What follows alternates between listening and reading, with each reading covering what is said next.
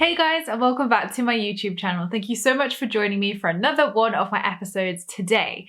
So today's video is all about manifesting hacks I wish I knew earlier.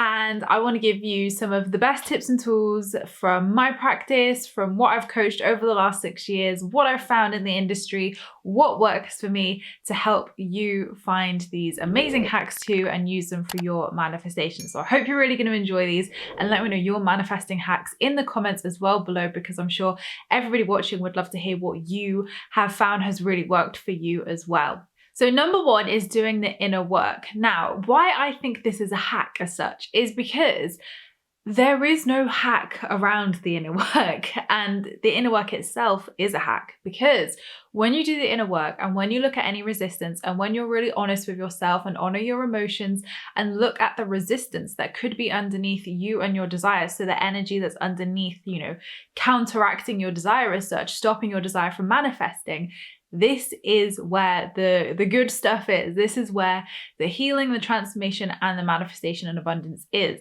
in the inner work, and doing that and clearing anything that stops you from manifesting your desire. So looking at what is in between you and your desire and working to clear that. So this is a hack in itself, because when you can harness the inner work and look at the inner work and be working on that actively, you find that so much more abundance comes to you, because you're doing the work. You're aligning yourself to the version of yourself that has your dream life, has all those things that you have your heart set on. So when you're doing the work, you're taking the action towards that. So for me, this is a hack which is so important, because I think a lot of people think they can hack around the inner work, and you just can't. There is no hack for it. Like, you need to do the inner work, and that in itself is the hack, is the secret, is the quickest way to your desires as such. So whilst you can't hack yourself out of the inner work, it must be done. It needs to be done properly, because you want it to be long lasting results, not quick reliefs, but then it sort of comes back as such. You want long lasting results with it. And things like the inner work is something which you really need to invest the time in. It's really something you need to invest, yourself into properly to reap the true rewards from it, which are great rewards. So definitely, I think this is a hack that most people probably wouldn't associate as a manifesting hack, but I think is important to cover and to bring to your awareness, because we can't hack ourselves out of the inner work or through the inner work, but the inner work itself can be an amazing way and a quick way to clear any resistance and attract your abundance to you. Number two is flowing, not forcing. Now, the reason why I've put this in here is because really, like, when I was forcing and controlling things many moons ago, before I did the inner work and before I realized this hack, I was very much going 90% of the way, and the universe was teaching me that that's not how co-creation works, and that's not how manifestation works. So by flowing in life now and allowing, so I do set intentions, absolutely, because that's still really important. I have dreams, I have goals, I have visions, absolutely. But I allow myself to flow with that. So no longer do I set time frames, no longer do I put pressure on them to manifest at whatever point or have something by a certain point. I flow. So I'm really intuitive with my manifesting. I'm really intuitive with my practice, so that I flow with life, flow with the universe. And if the universe is like, right, work towards, I don't know, like your podcast, for instance, or work towards this month, and then next month I intuitively feel more drawn to working on my personal life or something. So it's going with the flow and allowing your energy to be directed where it needs to be. And I find that abundance flows so much more when you do this, because again, you're allowing, you're not fighting the universe or saying, no, this must happen, or no, I must focus on this. You're becoming that almost like flowing water as such, where you're flowing to your destination and flowing into the stream of abundance, because you are allowing, you are trusting the universe, you're allowing, you're flowing, you're at ease essentially. So you're in that vibration of ease and flow. So flowing, not forcing, is definitely a hack which we should all incorporate more of, because when we flow with life and honor the rhythms of life and honor what we feel drawn to and honor where our energy feels it needs to go, like there's a reason for that. And very often the reason is abundance can be found in those things if only we put our energy towards them and focus. So definitely keep that in mind when you are feeling drawn to maybe an area of your life that maybe you weren't focusing on manifesting, or maybe you weren't putting any focus towards. There's a reason for it, and trust that abundance will flow where intention goes. So by putting some higher, even if it's maybe an area of your life which maybe some inner work needs to be done on, by trusting that and honoring that and putting some attention on it, there could be a very good reason for that, which unlocks even more abundance for you. Number 3 is attract, don't chase. Pretty much like the flowing, not forcing. Like, it's a very similar kind of message here. But what I think is a little bit different with attracting is really thinking about becoming. So instead of, yes, it's a magnet and it's drawing something towards you, but instead of seeing like you here and your desire here and you're totally separate, like you're over here, it's over there, it's separate. You're seeing it as apart from you. You're seeing it as a lack. You're seeing it as far, far away.